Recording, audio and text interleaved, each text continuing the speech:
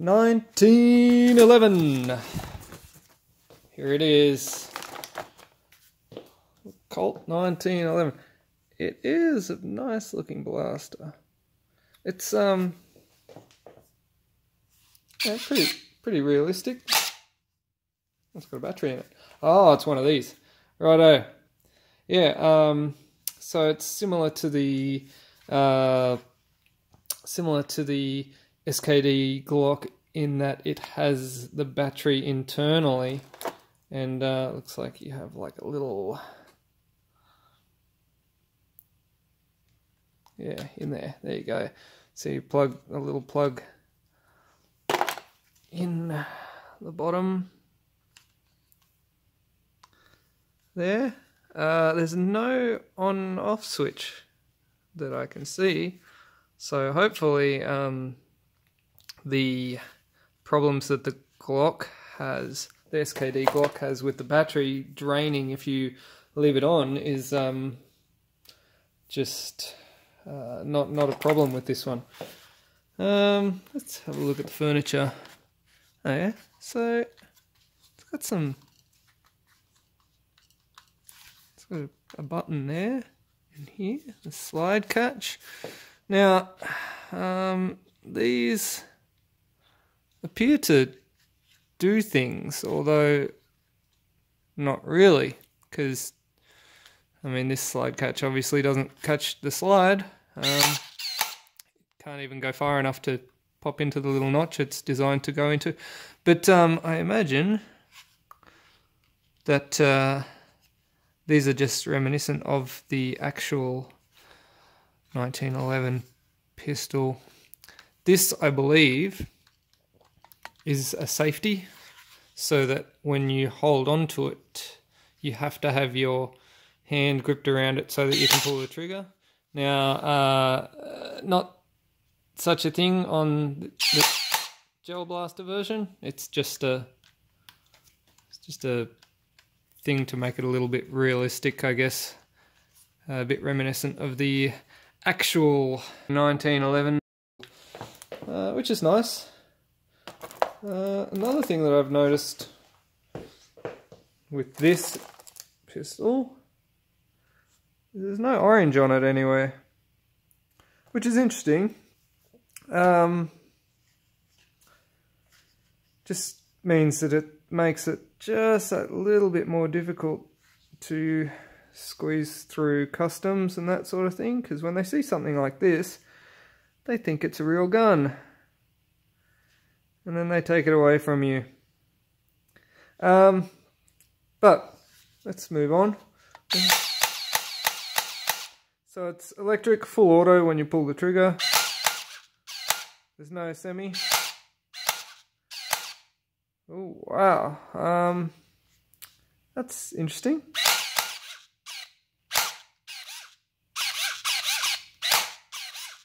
Look at that, the slide's got a mind of its own.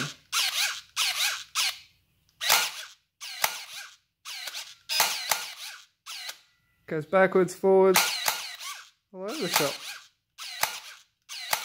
Huh. It's interesting. That's even weirder than the slide on the Glock. But enough of that. Like, it's got a nice weight to it.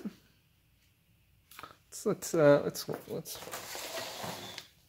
bring a scale over.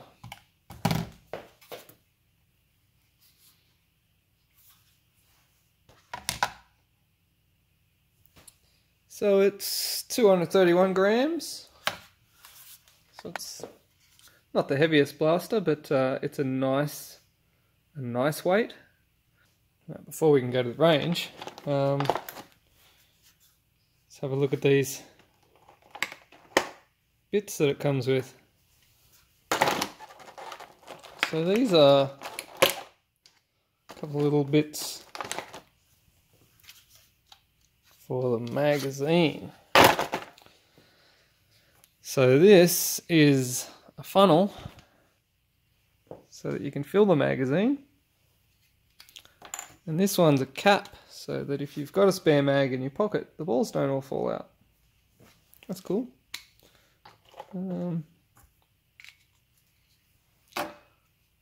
Now, that's another interesting thing about this mag. It's, so you've got to actually focus. You can actually pull this little spring down and lock it down to fill it. And then when you put it into the blaster, that releases it and pushes the spring up, which pushes all the balls up into the blaster, into the chamber. That's interesting. I've never seen a mag functions like that before. So let's fill her up. Alright.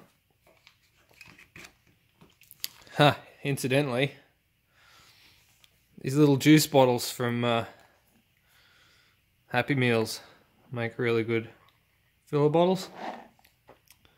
Just knock the top off of them.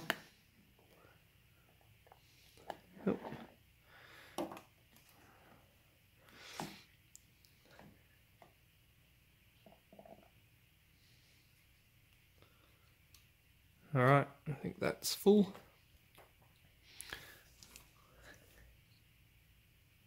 Let's try this thing out.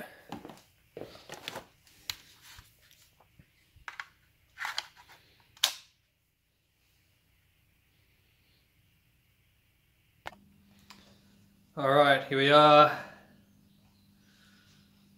at the can range. Now, I haven't primed this mag. I imagine that the spring must push the gels into it so it primes itself.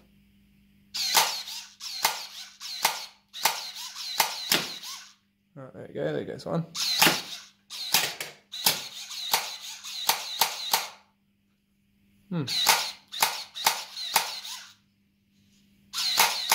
I got one to fire.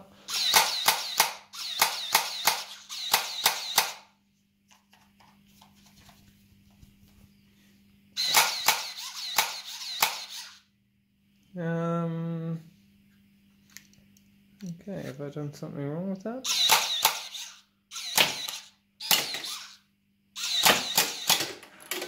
Oh, okay, interesting.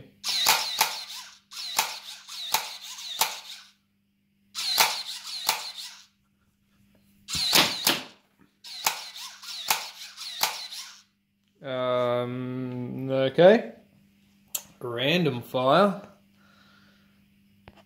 I don't know if I'm doing something wrong or if it's about as reliable as the manual Glock 18 is. Let's try again. Alright, now we're talking. Alright. Give it the benefit of the doubt. I just reloaded the magazine. Now let's have a crack. I'm going to take a few steps back and aim for the top row.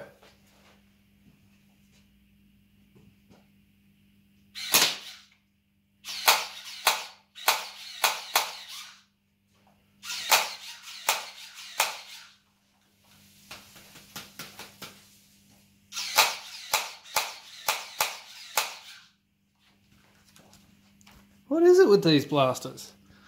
I can't seem to get a decent feed out of it.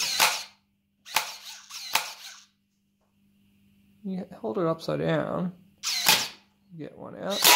There we go, look at that.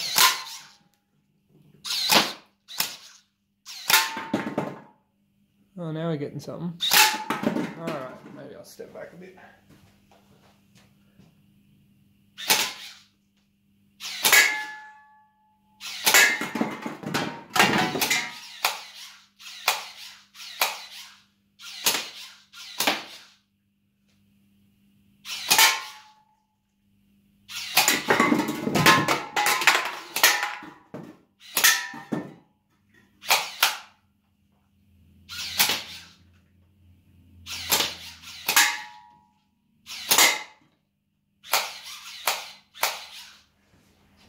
Okay, well, it seems it's pretty accurate when it does fire.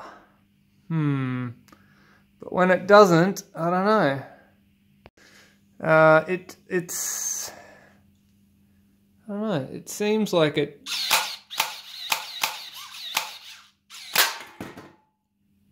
don't know, hold it upside down every now and then one comes out.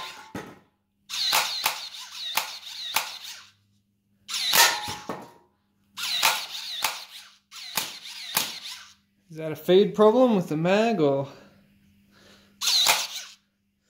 Let me take the mag out and see what happens.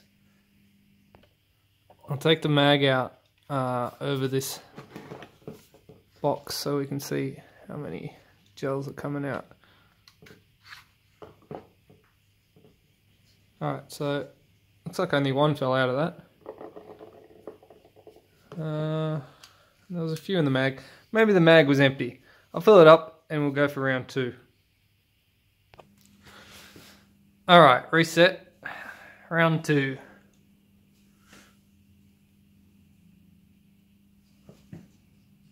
See the sights.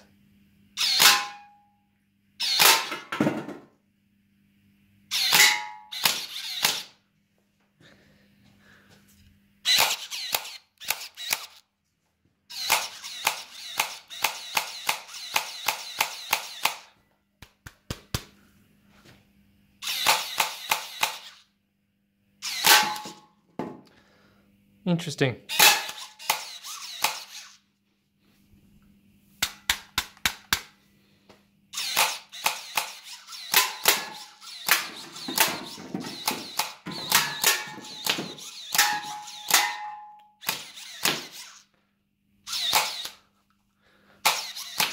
Alright, so it seems that as long as you want to hold your gun upside down, 1911, it's the gun for you.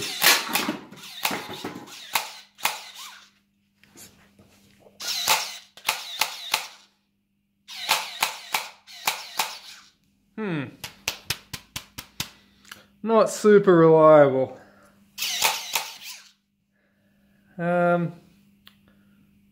It's disappointing. However, this...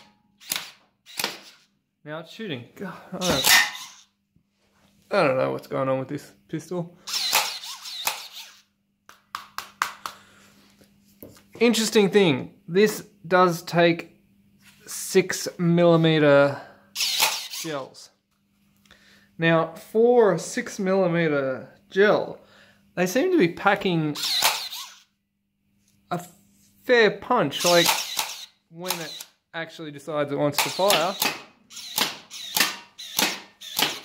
I know a lot of the 6mm gels didn't even have the power to knock a can over when I was shooting them with some of the other pistols.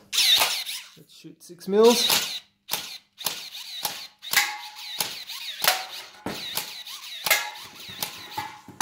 This one, so long as you hold it upside down, seems to have the power to knock the cans down.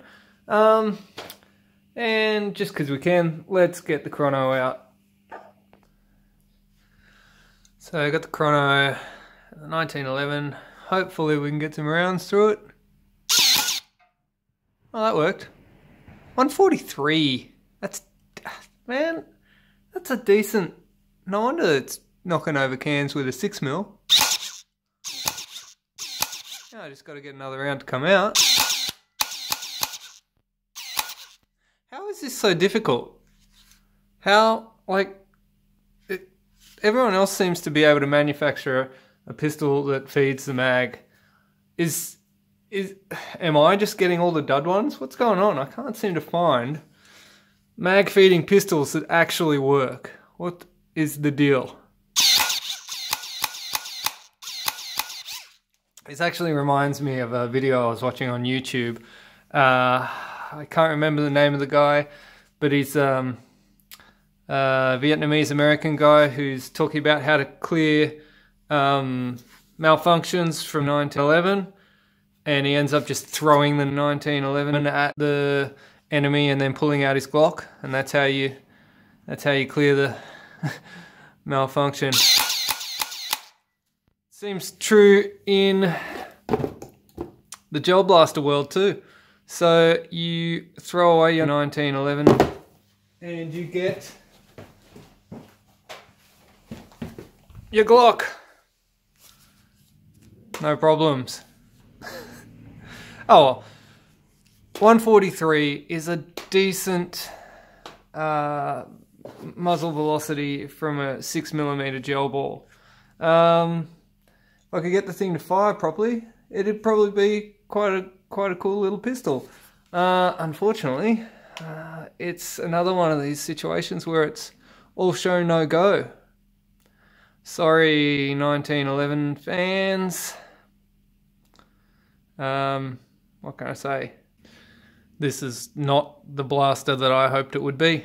Oh well. Catch you next time, I guess. Subscribe. Don't forget to subscribe. I've got plenty more reviews coming.